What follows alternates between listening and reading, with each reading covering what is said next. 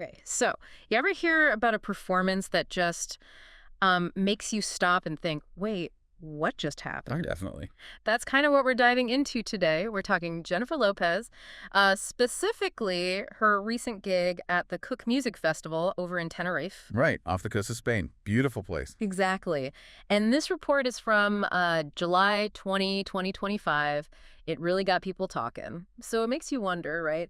Have you ever seen a performance that was so, I guess, unexpected, it left you speechless? Yeah, that's a good question to start with. So our goal here, for this deep dive is really just to pull out the key bits from the source material we have, which is a piece from TMZ. Okay. We want to get past just the headline, really dig into the details, the context, what it all might mean. Makes sense.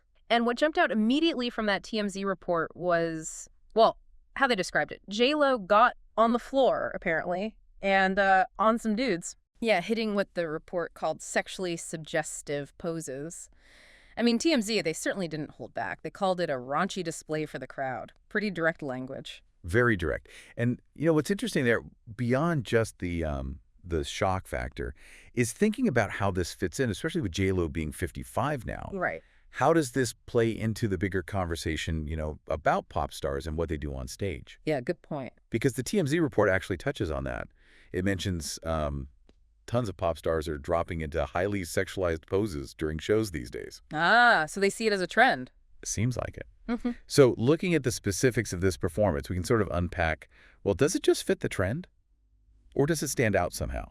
Especially, like I said, considering she's such an established artist. Okay, so let's get into those specifics then. What exactly did TMZ say happened on stage? Well, okay, according to their report, it involved J-Lo crawling all over the stage. Yeah. Yeah. And at one point, apparently almost kissing one of the male dancers. Then bending over and, well, backing up onto another dancer's crotch area. Wow, okay. And there was another moment described where she was apparently on top of one guy with two other dancers beside her, and she looped her arms under their legs, grabbing their backsides. So pretty explicit actions described there. Very explicit, yeah. Hmm. But it's interesting. The article also made sure to say Jennifer Lopez looked great this weekend. Right, they often comment on that. They do. And this was all apparently happening as she started her song, I'm Into You. Okay. Though the report kind of suggests the audience might have been, too stunned to really take in much of what was happening at that point. Huh, I can imagine. If the description is accurate, that's a lot to process live. Exactly. And you mentioned TMZ connecting it to a trend. Did they name names? They did, actually. They brought up Sabrina Carpenter. Oh, okay. Yeah, she's had some moments getting attention recently, too. Right. So TMZ drew that parallel, saying she's another artist highlighted for similar sort of boundary-pushing stage stuff. Interesting comparison. And they also pointed out, for J-Lo, this isn't, completely out of the blue. What do you mean? Well, the source mentioned her past stuff, remember the American Music Awards, kissing backup dancers. That made headlines back then, too. Oh, right. I do remember that. So there's some history there. Yeah, exactly. So it kind of prompts the question, looking at these comparisons, Carpenter, J-Lo's own past.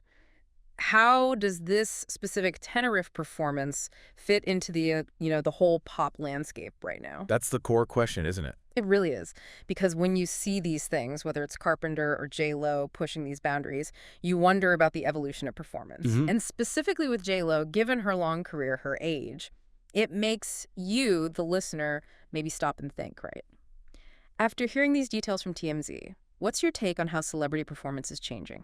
Or maybe even, what does it really mean for someone like her to, quote, dance again in the spotlight now? Exactly. Where's that line between, I guess, performance art and something that just feels shocking, based purely on, what this one report described? Yeah, it's a lot to think about. And like that TMZ report said at the end, her fans are apparently just waiting to see her dance again. Right. So after this deep dive into what happened in Tenerife, you might just be asking yourself, given all that, what could dancing again possibly look like next time? Leaves you wondering, doesn't it? Yeah.